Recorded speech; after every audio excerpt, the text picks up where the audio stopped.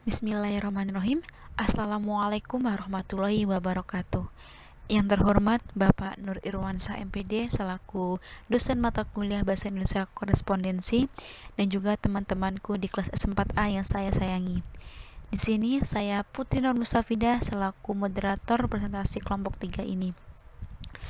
Di sini kami akan mempresentasikan tentang materi Bahasa Indonesia Korespondensi terkait dengan surat tempahan.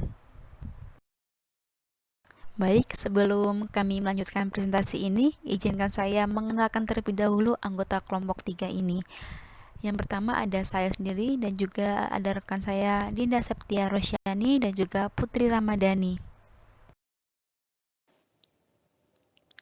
Pengertian surat. Surat diartikan sebagai salah satu alat komunikasi tertulis untuk menyampaikan pesan kepada pihak lain. Pihak lain di sini dapat diartikan sebagai individu atau organisasi. Surat merupakan bagian yang tidak terpisahkan dari aktivitas manusia hingga pada zaman modern ini.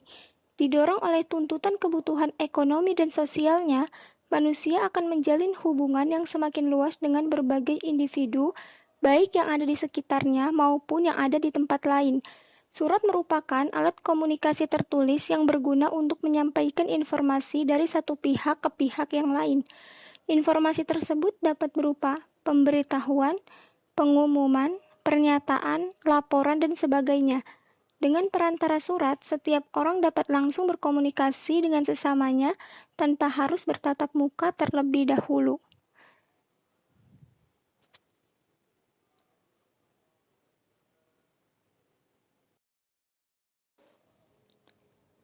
Surat tempahan. Surat tempahan merupakan jenis surat yang dikategorikan dalam surat sekretaris. Di sini yang dimaksud surat sekretaris adalah sekelompok surat yang pada umumnya dibuat oleh para sekretaris tanpa memandang pada lembaga apa mereka bekerja. Artinya, jenis-jenis surat tertentu pasti dibuat oleh para sekretaris baik pada kantor pemerintahan, perusahaan, instansi, maupun pada lembaga sosial.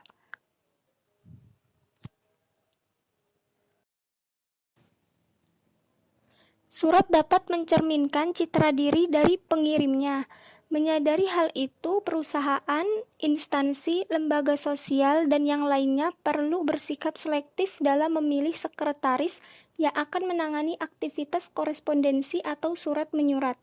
Citra perusahaan dapat tercemar apabila urusan korespondensi dalam kegiatan bisnisnya ditangani oleh sekretaris yang tidak menguasai teknik dan etika korespondensi. Surat sebagai suatu pesan yang tertuang dalam bentuk tertulis kadangkala akan dibaca berulang-ulang oleh penerimanya. Oleh karena itu, pengirim harus berusaha agar dapat memberikan kesan yang baik dalam benak si penerima surat.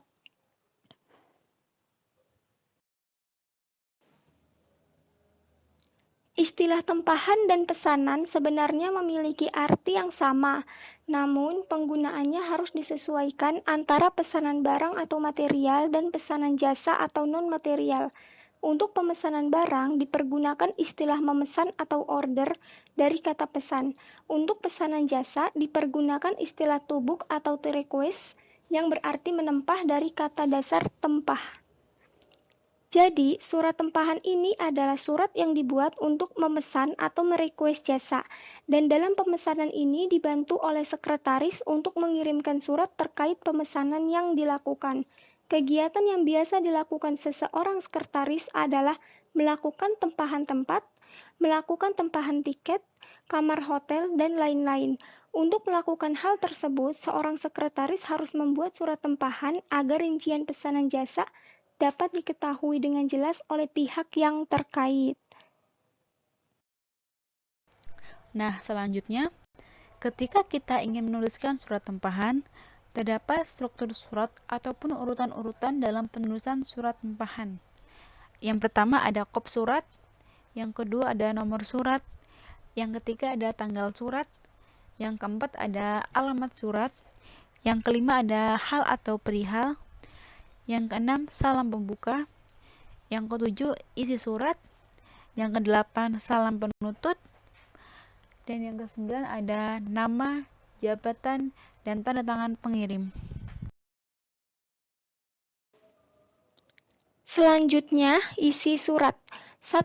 Pernyataan menempah suatu jasa tertentu. 2. Waktu, jenis, dan kuantitas jasa apa yang dipesan. 3. Permintaan informasi dan konfirmasi jawaban. Bagian surat. 1. Alinea pembuka. 2. Alinea inti. 3. Alinea penutup. Isi surat. 1. Pernyataan menempah suatu jasa tertentu. Di dalam surat tempahan ini terdapat pernyataan terkait jasa apa yang akan ditempah. Pernyataan menempah ini biasanya terdapat pada bagian hal atau perihal surat, yang mana perihal itu menyatakan bahwa ia akan menempah jasa yang terkait. Contoh, hal tempahan ruangan. Dalam hal ini, kita tidak perlu lagi menyebutkan atau menuliskan tempahan ruangan di Hotel Putri Indah, karena dalam surat ini terdapat alamat yang dituju yang sudah menjelaskan hotel mana yang akan kita gunakan jasanya. 2. Waktu, jenis, dan kuantitas jasa yang dipesan. Waktu, jenis, dan kuantitas jasa yang dipesan harus ada dalam surat tempahan ini. Jika pernyataan itu tidak terdapat dalam surat tempahan, maka pihak penyedia jasa akan mengalami kebingungan, karena hal itu sangat penting bagi penyedia jasa. Penyedia jasa juga harus menyiapkan segala keperluan yang terkait dengan pesanan tempahan tersebut. Terkadang, tak jarang pula pesanan tempahan yang diminta sudah habis atau sedang tidak melayani tempahan tersebut. Jadi, waktu, jenis, dan kuantitas tersebut harus disertakan dalam surat tempahan untuk membantu penyedia jasa mengatur waktu, tempat, dan keperluan lainnya. 3. Permintaan informasi dan konfirmasi jawaban. Permintaan informasi dan konfirmasi jawaban ini dimaksudkan agar tempahan tersebut jelas bahwa pihak pemesan jasa telah memesan jasa tersebut, dan pihak penyedia jasa mengkonfirmasi bahwa tempahan tersebut dapat diproses. Bagian surat. 1. Alinea pembuka. Dalam alinea pembuka ini mengemukakan maksud atau tujuan surat. Dalam alinea pembuka ini terdapat kop surat. Contohnya di sini PT Aditya Karya Kita, Jalan Pasar Minggu, nomor 90 Jakarta. Telepon 02179122221. Website www.adityakaryaKita.com. Yang kedua, nomor surat. Nomor surat di sini nomor 98-AKK-9-2015. Yang ketiga, tanggal pembuatan surat. Tanggal pembuatan surat di sini 7 September 2015. Yang keempat, hal. Hal di sini tempahan ruangan. Yang kelima, alamat tujuan. Alamat tujuan di sini yang terhormat pengelola Sampurna Strategi Square, Jalan Jenderal Sudirman Kaf, nomor 45-46 Jakarta.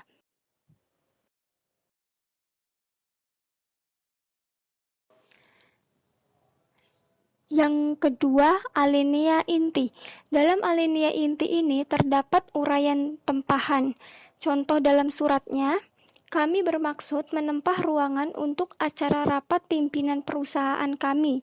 Adapun rincian acara tersebut sebagai berikut. 1. Diadakan pada tanggal 20 September 2015 pukul 9 sampai 14. 2. Jumlah undangan 50 orang. 3. Jamuan coffee break dan makan siang secara prasmanan. 3. Alinea penutup. Dalam alinea penutup ini terdapat harapan dan ucapan terima kasih. Contoh dalam suratnya, kami harap saudara memberi keterangan mengenai biaya dan persyaratan yang harus kami penuhi. Terima kasih.